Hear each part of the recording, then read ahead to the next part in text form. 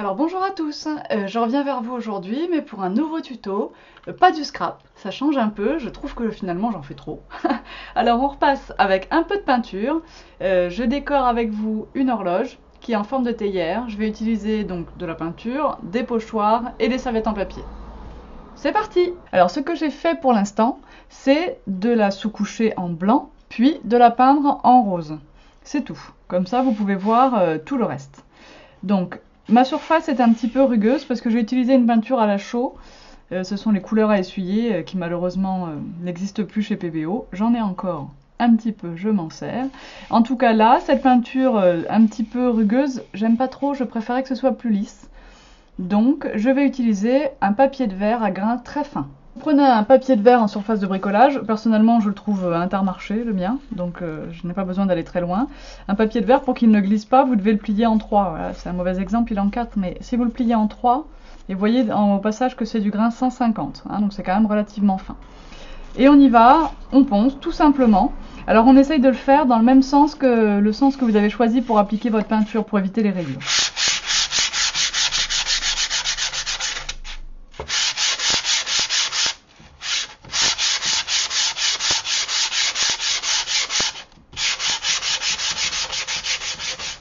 Voilà, ma surface est tout de suite très douce, alors c'est aussi lié effectivement à mon choix de peinture, et je vais insister un petit peu sur les arêtes.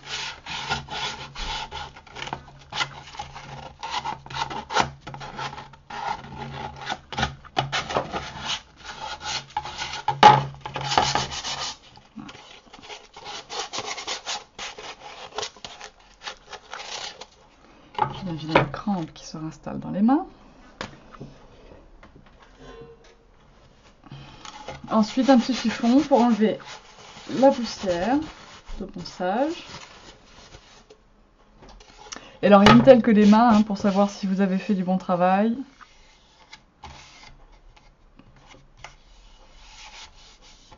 Voilà, parfait. Alors, sur ma théière, je vais faire donc des petits pois. Je vous l'ai dit tout à l'heure. J'utilise donc un pochoir de fond. Je vais aussi utiliser une brosse à pochoir. Ici, j'en prends une grande parce que c'est un pochoir large, enfin un fond, donc je n'ai pas besoin d'être précise sur les bords, je n'ai pas de zone à éviter. Et je prends de la peinture blanche. Voilà. Alors, c'est la nouvelle marque, hein, magasin, je sais qu'elle n'est pas à ce jour disponible sur le site, je vais m'y mettre, mais j'ai 120 références, 120 couleurs à ajouter. Je vous assure que ça se fait pas en 5 minutes, donc je vais le faire, je vais vous les mettre. En attendant, vous avez toujours le gesso sur le site et les soldes sur la PBO, puisqu'il en reste encore un petit peu. Alors, pas toutes les couleurs, bien sûr, mais il en reste un petit peu. Donc, sur mon pochoir, j'ai appliqué de la colle repositionnable. Cette colle en spray donc, se vaporise au dos du pochoir de façon à obtenir une surface ici collante, mais pas définitive, et ça va vous permettre de tenir votre pochoir en place pendant que vous le réalisez. Alors on va se mettre voilà, pourquoi pas, on va démarrer en bas, comme ça on aura des petits points bien alignés au bas de notre théière, comme ça. Donc le bas je le repeindrai peut-être après, on va voir. Hein. Là je travaille vraiment, je ne l'ai pas préparé avant. Donc je travaille avec vous en direct. Hein. Donc les petits pois, on aurait aussi pu essayer de les faire à la main, hein, mais bon c'est un peu long. Alors on prend la brosse, on prend un petit peu de peinture sur sa brosse, mais il ne faut pas qu'il y en ait trop. Alors quand vous allez travailler avec la brosse à pochoir, vous allez tout le temps travailler à la perpendiculaire. Donc vous chargez votre brosse, mais vous la retamponnez dans l'assiette pour qu'elle ne soit pas trop chargée. Et puis on y va, on tamponne. On y va toujours à la perpendiculaire. On n'essaye jamais de frotter la brosse ou de peindre. À un moment donné, on va se rendre compte qu'on n'en a plus assez. Ce qui est bientôt mon cas. Et donc là, on reprend de la peinture. Donc il faut faire vraiment attention à ne pas mettre de trop grosses quantités. Alors, la colle repositionnable aide hein, à ce que la peinture ne passe pas en dessous du pochoir, mais malgré tout, il faut être assez vigilant. Une fois que nous avons fait ça, eh bien nous allons soulever. Vous voyez que mon pochoir se décolle.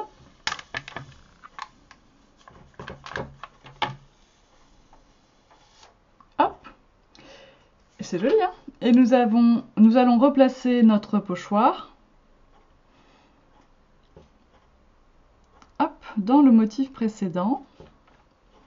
Alors nous allons déjà terminer cette série-là. Il faut reprendre le même schéma, bien sûr.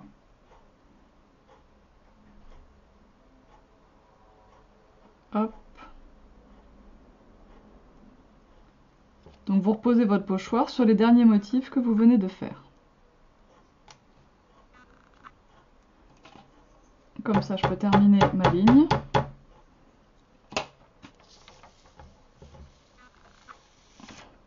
Et je vais en faire autant de l'autre côté.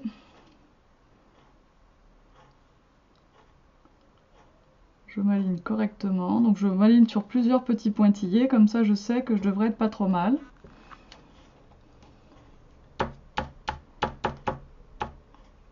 Voilà. Ici, ma ligne complète est terminée. Alors, ce qu'on peut faire maintenant, c'est de faire sécher cette ligne-là pour être sûr de ne pas l'abîmer. Et pour la faire sécher, quoi de plus rapide qu'un sèche-cheveux? Je ne sais pas. Donc on y va, on prend le sèche-cheveux et ça va durer 30 secondes et ça sera sec, on pourra passer au suivant. Donc là, on va se remettre dans le motif pour continuer. Hop. Alors comme je voudrais faire là, voilà. Je vais m'arranger pour que les points du haut aille le plus loin possible à gauche, que je ne sois pas obligée de refaire encore un raccord de ce côté-ci. Comme ça, je n'aurai qu'un raccord à droite à faire. Hop.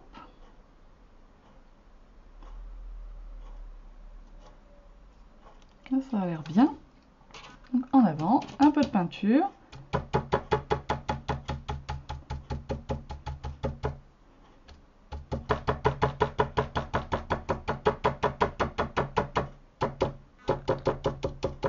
J'ai juste à faire attention de ne pas déborder dans le pochoir en forme de petit carré au-dessus. Et si je voulais être sûre de ne pas déborder là, eh bien je mettrais tout simplement un morceau de scotch, double face, de scotch de peintre, pour masquer cette zone.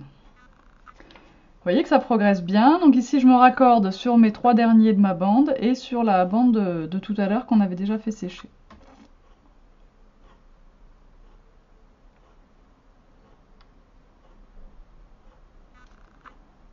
Voilà. Hop.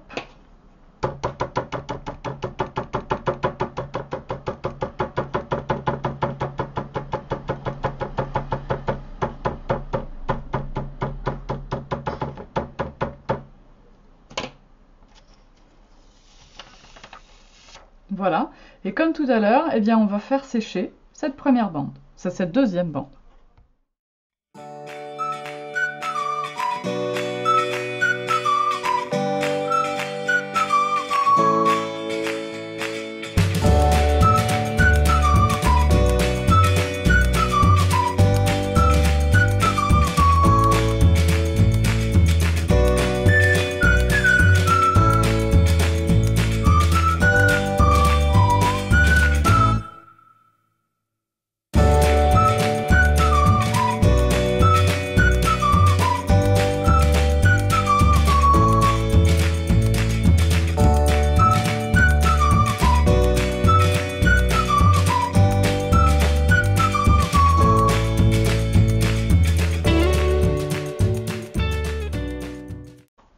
Voilà, donc vous voyez que malgré tout, c'est quand même plus rapide de faire ça au pochoir que de le faire à la main. Donc ensuite, votre pochoir, bien sûr, il faut le nettoyer. Et pour ça, vous pouvez utiliser du détergent à peinture, mais c'est de toute façon de la peinture acrylique, donc vous pouvez aussi laisser tremper un petit peu et frotter délicatement ensuite pour enlever l'excédent de peinture. Je vais faire tremper.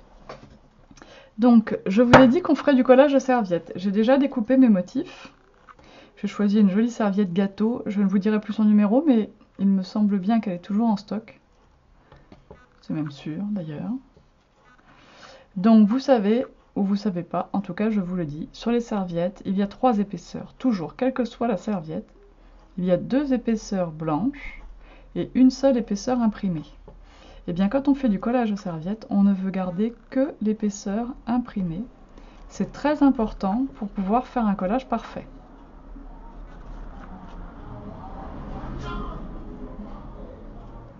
Hop là, donc là j'ai de la chance, elles viennent 2 par 2 à chaque fois. Parfois la deuxième est un peu plus difficile. Ici, je vais placer mes petites serviettes. Je ne vais pas mettre les 4. Je vais essayer de ne pas non plus être trop symétrique.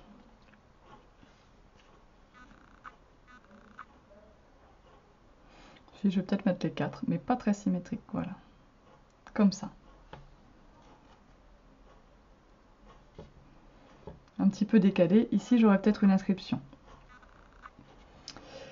Au pinceau après. Alors, nous allons coller nos serviettes et le napperon sont blancs. Ils ne ressortiront pas blancs à cause du fond rose de notre théière, donc nous devrons faire des raccords de peinture après. Soit ça, soit alors il faut coller une empreinte de votre serviette et repasser sur cette empreinte avec un pinceau et de la peinture blanche et ensuite coller votre serviette dessus. Cela dit, il y a toujours un petit risque de débordement. Donc je préfère moi retoucher par-dessus la serviette et ça vous donnera un effet un peu plus peint à la main qui sera pas négligeable. Vous prenez votre colle à serviette, votre pinceau pour la colle.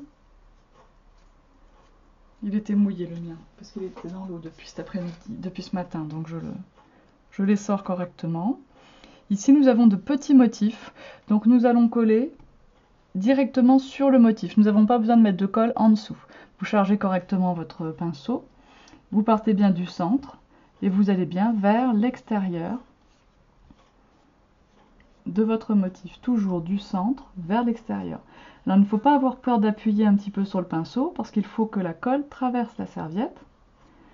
Il ne faut pas faire de gestes trop brusques et il ne faut surtout pas laisser le pinceau se vider de colle parce que s'il n'y a plus de colle sur le pinceau, il va devenir très rugueux et il va accrocher votre serviette et faire un joli trou. Voilà. Donc vous voyez que ma colle déborde de mon motif. Ça, ce problème de surbrillance sera réglé lorsqu'on aura passé notre vernis de finition. Ici, j'ai une petite tige très fine pour aller jusqu'au cœur, donc je fais ça en une seule fois. Sans relever mon pinceau au milieu, bien sûr, sinon ma tige va rester collée au pinceau et mon cœur sera arraché. Alors il y a toujours possibilité de replacer correctement et de faire comme si, voilà, de faire un raccord, quoi, bien sûr. Le mieux étant quand même de ne pas avoir d'accident.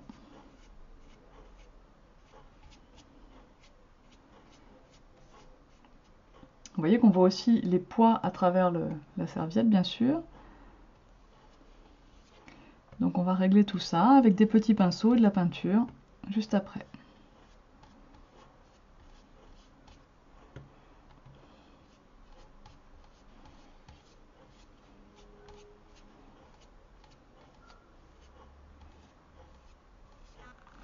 Alors le collage de serviettes, c'est vraiment une activité que j'adore et que c'est comme ça que j'ai commencé dans les loisirs créatifs et c'est vraiment quelque chose qui me restera toujours parce qu'avec une simple serviette et un pot de peinture, on peut faire d'un vilain objet ou d'un vieux truc quelque chose de vraiment très joli. Il y a tellement de choix en serviettes, vous en avez, il y en a peut-être plus 3000 maintenant sur le site, mais il y en a peut-être encore au moins 2500 différentes. Il y a tellement de choix que vous pouvez toujours vous adapter au goût de chacun pour faire des créations très originales et personnalisées. Par exemple, moi je suis super gourmande, donc ça me va.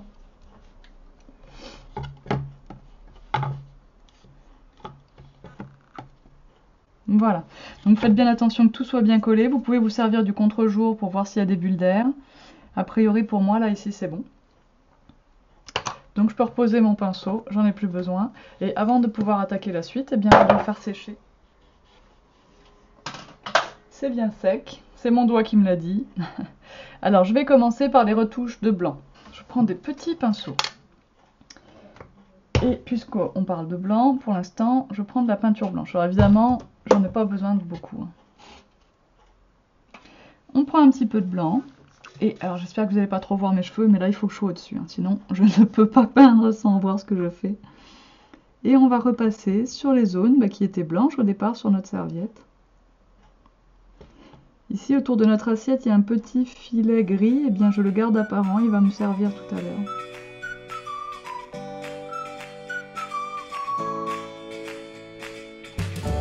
Alors ici l'idée c'est vraiment juste de blanchir la zone, c'est pas forcément d'avoir un résultat hyper couvrant. Donc vous y allez vraiment avec très peu de peinture à chaque fois. Bon, vous allez me dire, je fais tatillon hein, parce que on aurait aussi bien pu laisser comme ça. Hein. Ça faisait une assiette rose et puis voilà.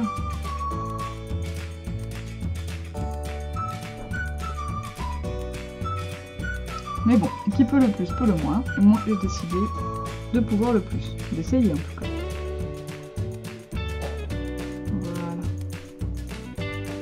Cette petite assiette là est reprise. Pour le bord de l'assiette, maintenant les festons.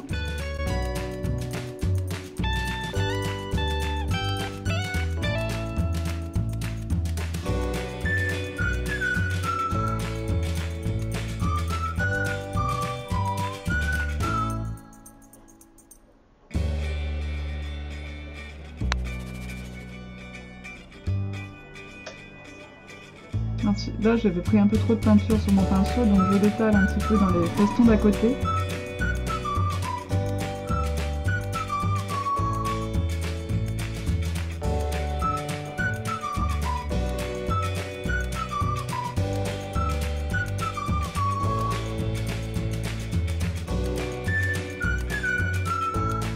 Allez, la première, elle est faite. À la suivante. En plus, je cache le petit point, c'est parfait.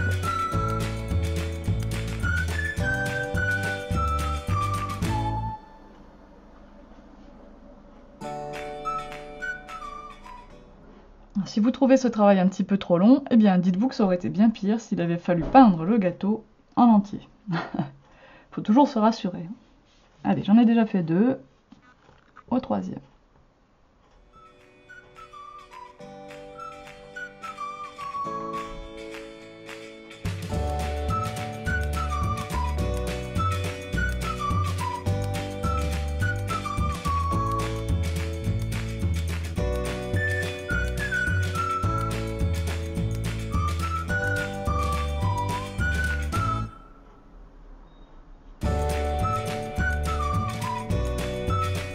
Alors bien sûr, tout ce que j'utilise ici, c'est disponible au magasin, hein, dans la boutique en ligne et au magasin Adin.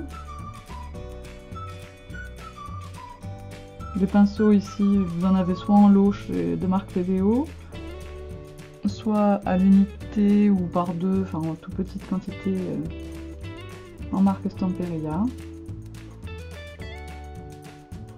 Vraiment, les deux sont très bien de toute façon.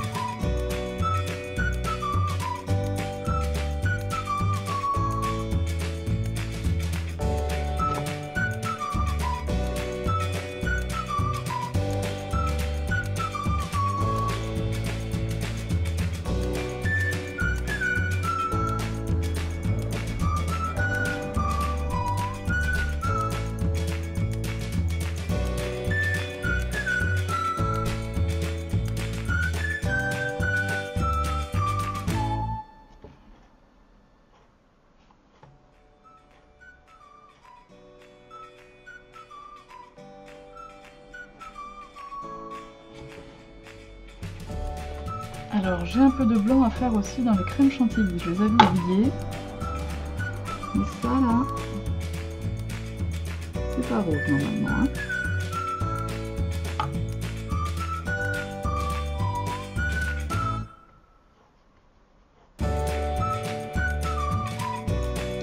Donc là encore on ne cherche pas une surface complètement blanche. On veut lui laisser les nuances, c'est pour ça que vous me voyez balayer un petit peu.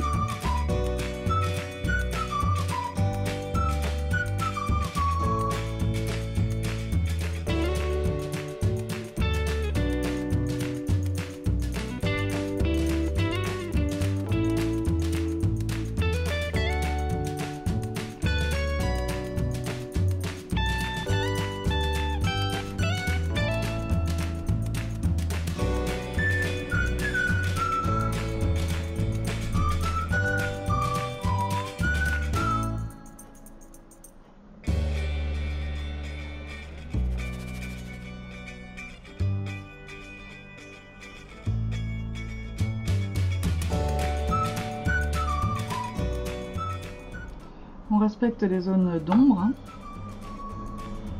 Et en plus la serviette est vraiment bien faite parce qu'il y a déjà des zones un peu grisées. Donc on sait vraiment où l'ombre doit se situer, on n'a pas trop à réfléchir à ce niveau-là. Il suffit de ne pas couvrir ces zones avec le blanc et voilà.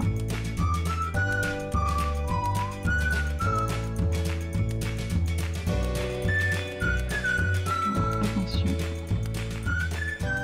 J'ai mis du blanc où il ne fallait pas.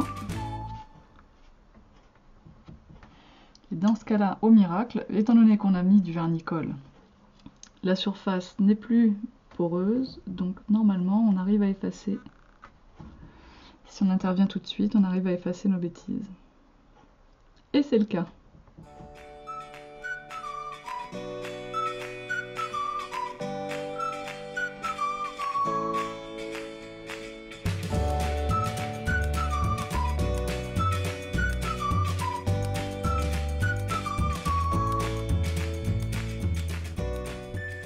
Celui-là est de loin le plus difficile à faire parce qu'il a vraiment de la chantilly comme s'il était versé à la bombe. Et du coup il y a vraiment des mouvements dans la crème.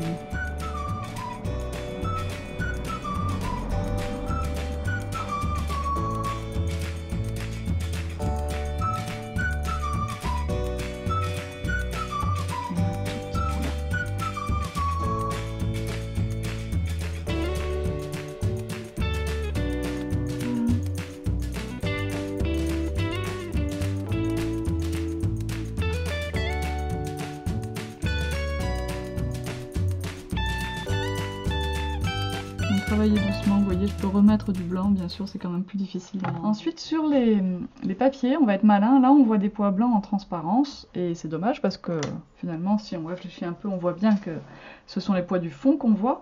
Et on va faire comme si les caissettes en papier étaient déjà avec des pois blancs. Donc pour faire des pois parfaits, je vous montre mon astuce. Vous allez prendre une bille à gaufrer. Alors il y en a avec des diamètres de billes différents.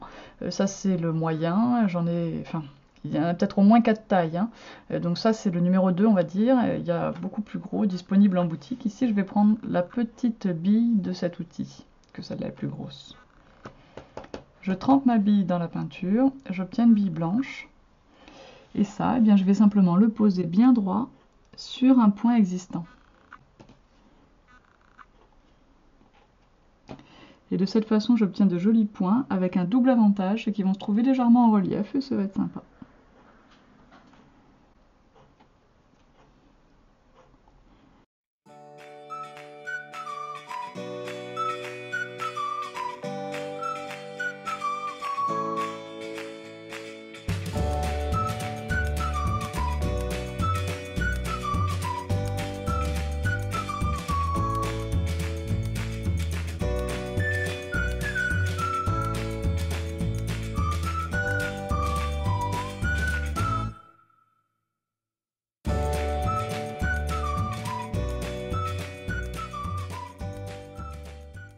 Alors je vais rajouter un peu de blanc sur, j'ai envie de faire le couvercle en blanc déjà, on va voir après, peut-être la base, ou alors la base sera peut-être framboise, on va voir. Déjà je vais faire le couvercle tout blanc. Et ici je vais recouvrir en arc de cercle pour atteindre l'autre angle de mon couvercle de théière.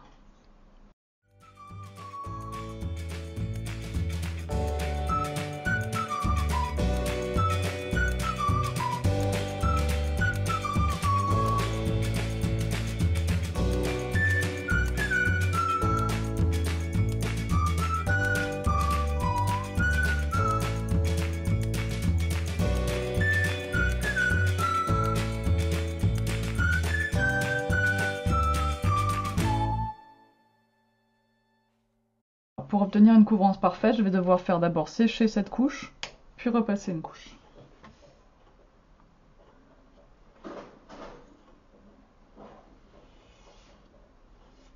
Alors pour apporter une touche de contraste avec une couleur plus foncée, on va choisir une couleur un petit peu framboise.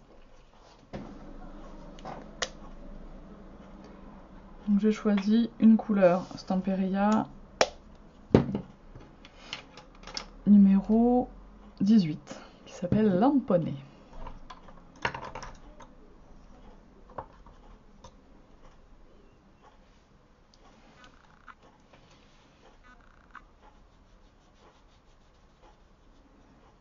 Oh, ce rose est vraiment très beau.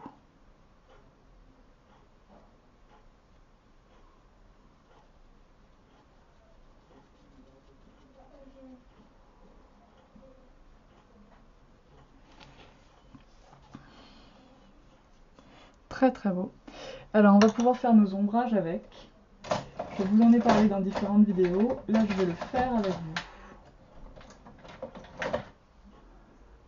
Donc vous prenez votre blending gel. Bon, bien sûr vous n'avez pas forcément un pot aussi gros. Vous en mettez dans votre palette. Vous choisissez votre pinceau à pointe biseautée. J'ai pris le numéro 2, c'est le petit. Il y en a un petit et un gros, c'est le petit. Sur la pointe de devant, je vais mettre du rose. Sur la pointe de derrière, je mets du blending gel. Et dans ma palette, je mélange mes deux pointes. Je recharge. La première fois, il faut toujours charger un petit peu plus. Et vous voyez que mon dégradé se forme tout seul sur mon pinceau. Hop. Là, mon pinceau est correctement chargé. Je vais faire un petit peu d'ombre autour de mon chapeau. Je pose ma pointe rose au bord de mon support. J'appuie l'intégralité de mon pinceau. Toute la surface du pinceau doit toucher le support. Sinon, évidemment, pas de dégradé.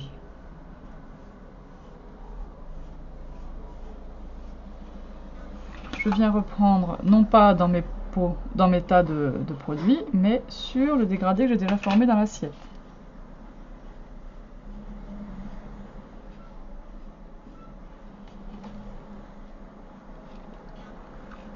Voilà. Je reprends encore sur ce dégradé, j'ai encore un tout petit peu de peinture de disponible. Et je fais le bas du couvercle. Là, je sens que ça ne couvre plus.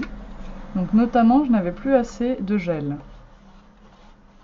Dès qu'on sent que ça frotte un petit peu, ça ne convient plus. Puis ça se voit d'ailleurs sur votre résultat, c'est moins doux.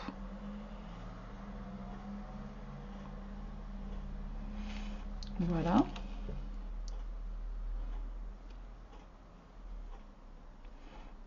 Alors le retardateur de séchage, le blending gel, vous permet de retoucher pendant une durée assez longue votre travail. D'ailleurs, quand on utilise du blending gel, on prend son temps, on ne passera le vernis que demain. Pour être sûr qu'il soit bien sec.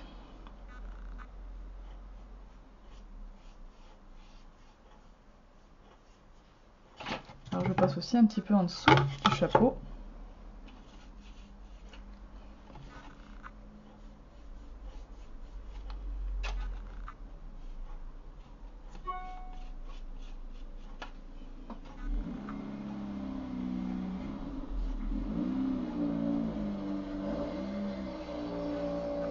Et je vais faire comme cela le tour de toute ma théière.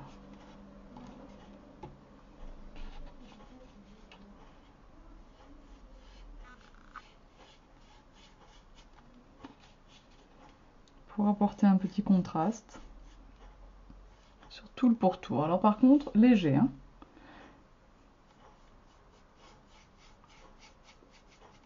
Au moment où on est en train de travailler, des fois, on trouve que c'est un peu discret ce qu'on fait.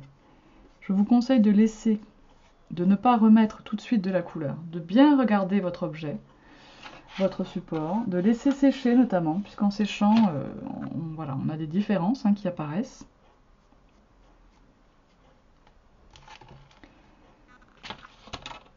Et seulement après, quand vous êtes bien sûr, là, vous pouvez rajouter un peu de couleur si vous le souhaitez.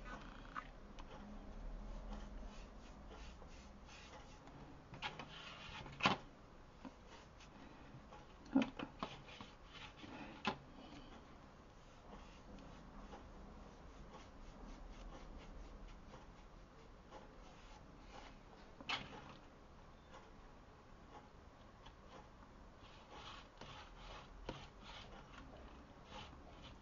Alors si vous n'avez pas encore de blending gel chez vous, vous pouvez déjà essayer avec de l'eau en remplaçant le gel.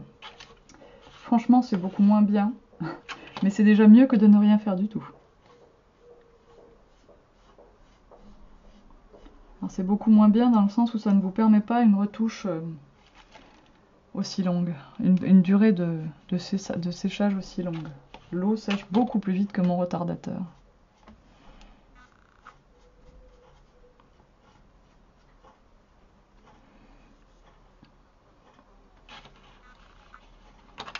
Alors ici, je vais pouvoir faire comme une petite démarcation virtuelle.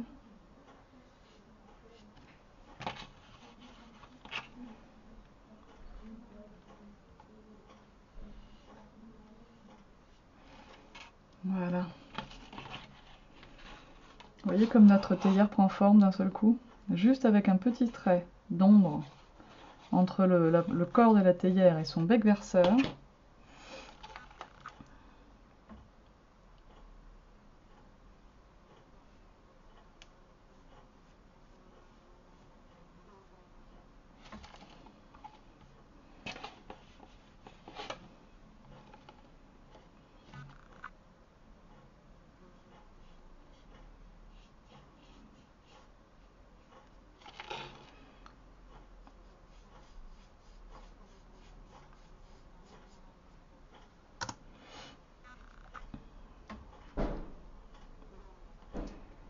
Ok, alors ensuite, j'ai encore, attendez, le petit bas ici.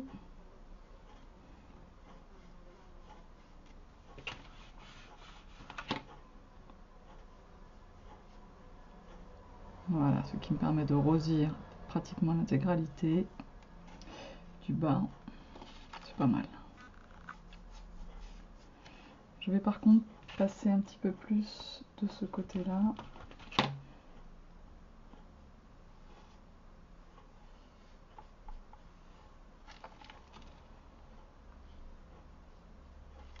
Voilà.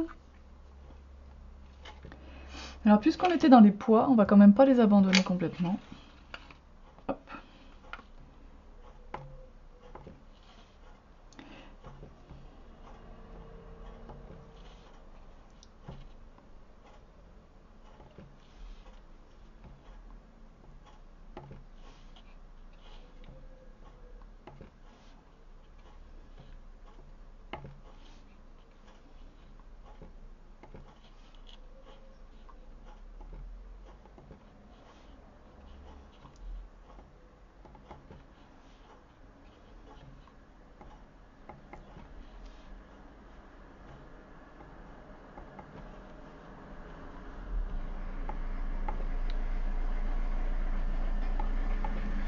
Là encore, si ce n'est pas très régulier, ce n'est pas très important. Je ne sais pas si vous achetez régulièrement de la porcelaine. Moi, j'adore acheter des tasses en faïence, des céramistes. Eh bien, ce n'est jamais très régulier et c'est ce qui fait tout le charme. Voilà, pareil pour nos créations à nous. Et puis là-haut, j'avais peut-être une autre idée. Peut-être procéder par petites fleurs là-haut. Alors, hop. Si on veut faire des petites fleurs, il faut faire un petit,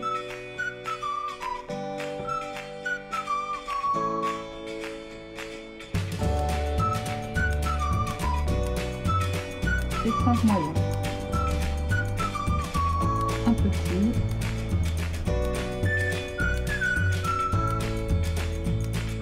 et 5 moyens. Attention parce que j'en ai fait plusieurs d'affilée, les tailles changent. Un petit.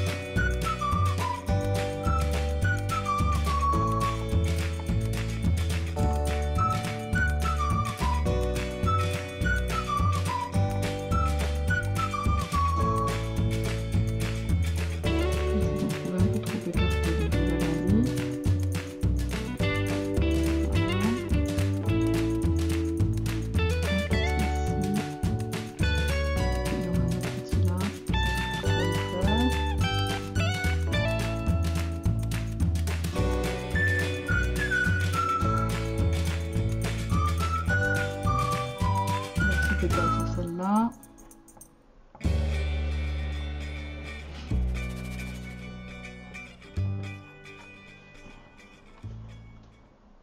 nous allons faire un petit peu d'ombrage autour des gâteaux.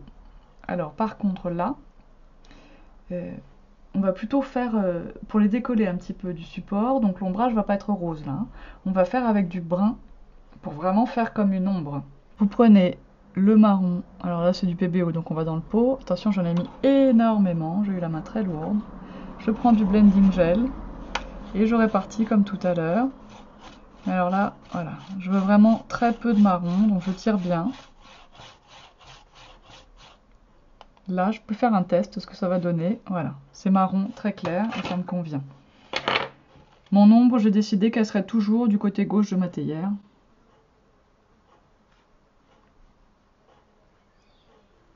De cette façon, je passe un petit peu en dessous. Mais toujours... Qu'est-ce que c'est que ça ? Mais toujours du côté gauche. Voilà.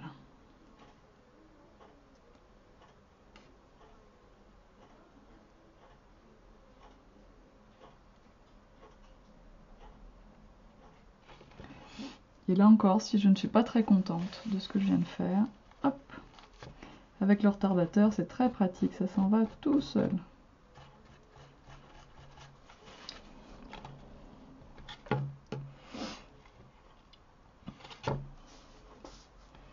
Donc ici, on n'est pas du tout sur un travail à l'esprit vintage et tout ça, donc on fait très attention de ne pas salir de trop.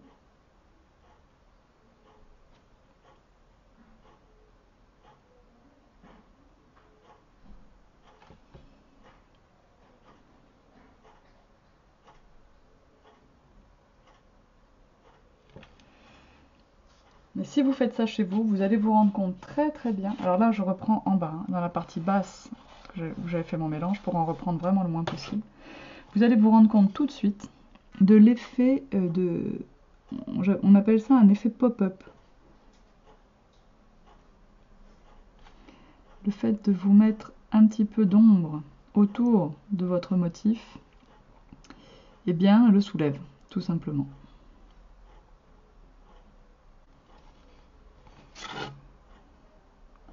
Il n'a plus l'air posé là par hasard. Et c'est vraiment une façon très intéressante de travailler vos collages de serviettes pour leur donner une bien meilleure finition.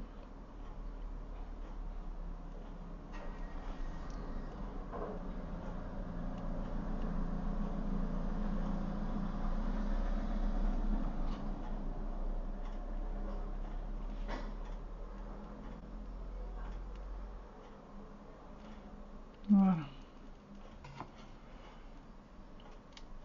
Pas plus que ça suffit. Et donc une fois qu'on a fait ça, eh bien ma foi, nous avons terminé. Un petit travail sur de lumière, sur le bouchon par exemple. Donc, nous allons prendre un petit peu de blanc sur un pinceau un petit peu plus gros que celui qui nous a servi à remplir tout à l'heure. Et nous allons apporter ici une petite touche de lumière.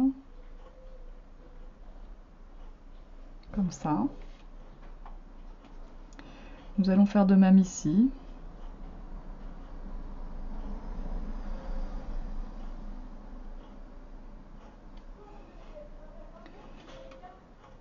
Et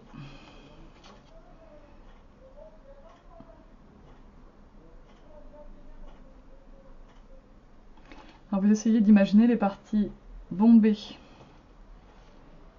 de votre support, les parties qui vont refléter un peu la lumière.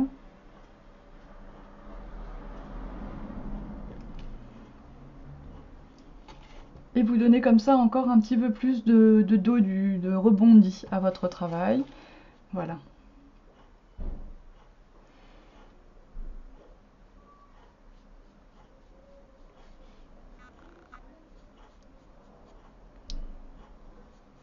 Je trouve ce chapeau un peu dur, là, un peu gros, tout rose, comme ça. Je n'ai presque plus de peinture sur mon pinceau, là.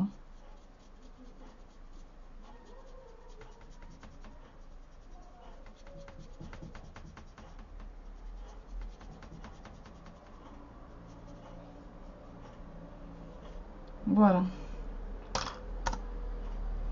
Alors à ce stade, la seule chose qu'il nous reste à faire, eh bien, c'est d'attendre que ce soit parfaitement sec. Attention parce que nos poids de peinture sont gros, donc forcément, là, ben, écoutez, pour tout vous dire, chez moi il est 7h15 donc, du soir, donc je vais laisser ça jusqu'à demain matin. Voilà, donc nous sommes demain matin, hein, voilà, j'ai laissé mon travail hier soir, je le reprends ce matin.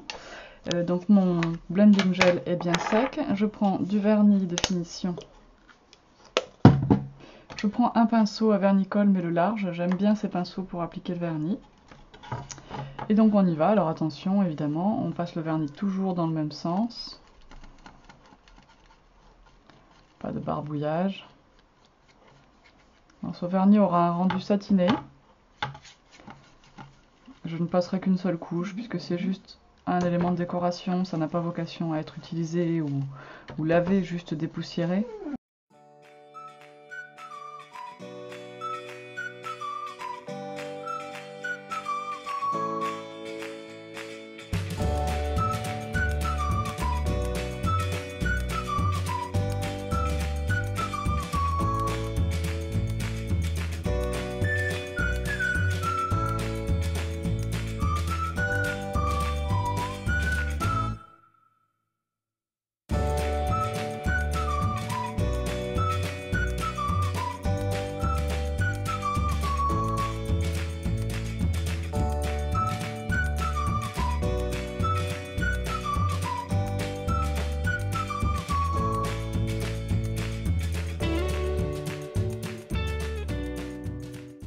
Voilà, donc ma future horloge est vernie.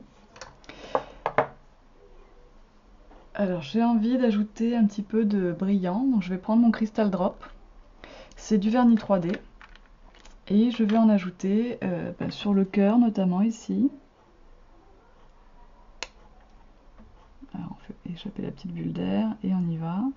Donc on dépose le Crystal Drop par petites touches.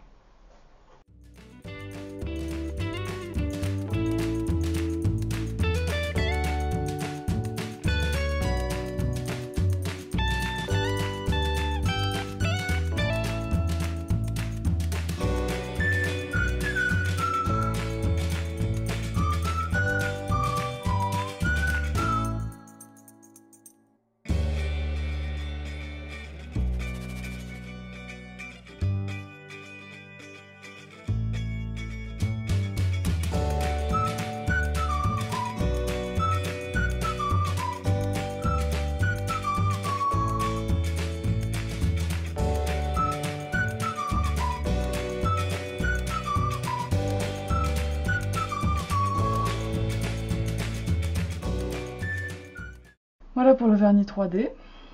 Donc ça, c'est joli, ça apporte un petit peu. Ça apporte un peu de brillance. Et puis ensuite, j'avais parlé d'une inscription. Donc j'aimerais bien écrire l'heure du thé. Donc pour écrire, il nous faut un pinceau liner.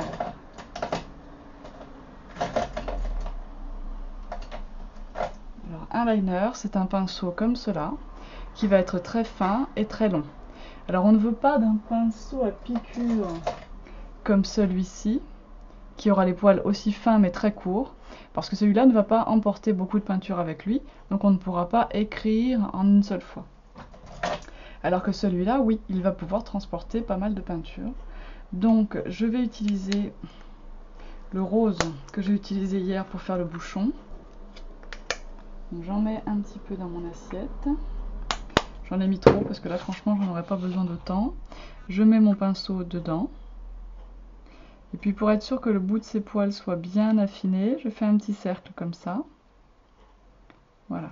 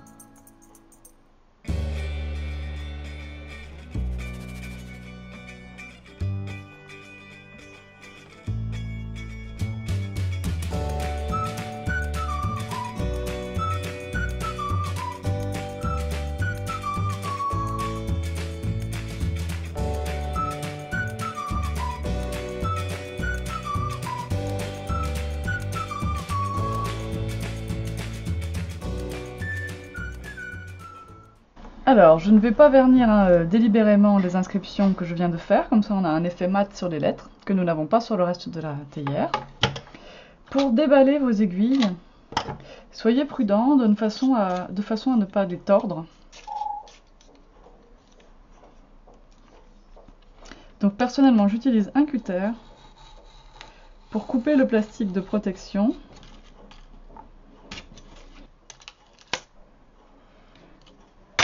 Et puis, vous prenez votre mécanisme, beaucoup moins de précautions. Donc le mécanisme présente déjà un crochet, donc ça c'est vraiment pratique, vous n'avez rien à installer au dos. Vous n'avez juste qu'à dévisser ici l'écrou.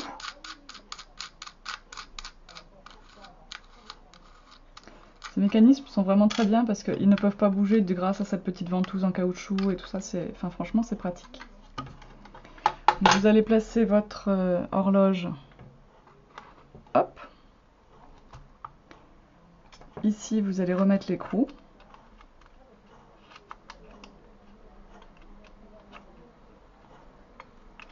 Alors le plus simple est bien souvent de maintenir l'écrou devant et de tourner le mécanisme derrière. Alors attention à nos vernis 3D et tout ça, pour vous ce sera peut-être mieux d'attendre que tout soit sec. Voilà. Ensuite on doit quand même réussir à tourner jusqu'à ce que le crochet soit bien en haut.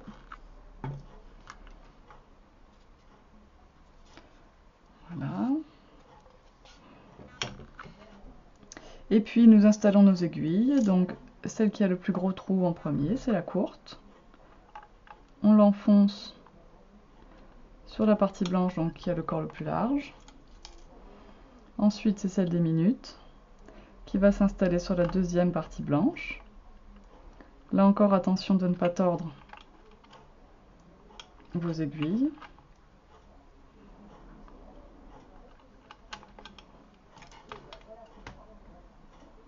Voilà. Et puis la dernière, vous allez normalement entendre un petit clic, alors j'espère qu'il va le faire. Je me tais. Non, celle-là pas fait, mais enfin il est bien enfoncé. Hop. Donc on va faire attention également, en tournant la molette à l'arrière du mécanisme, que lorsque les aiguilles tournent, elles ne se touchent pas. Parce que si elles viennent à se frotter les unes contre les autres, et bien évidemment ça va les bloquer. Mais là elles ne se touchent pas, c'est parfait. Bon, au besoin, au cours d'une vie d'horloge, je vous assure que il y a des moments où il faut recaler un petit peu, redresser les aiguilles. Voilà. Ah, ça y est mon clic. Vous voyez, c'était pas bien enfoncé. Bon, enfin, il vaut mieux y aller doucement pour être sûr de ne rien abîmer. Donc cette fois-ci, notre horloge est réellement terminée.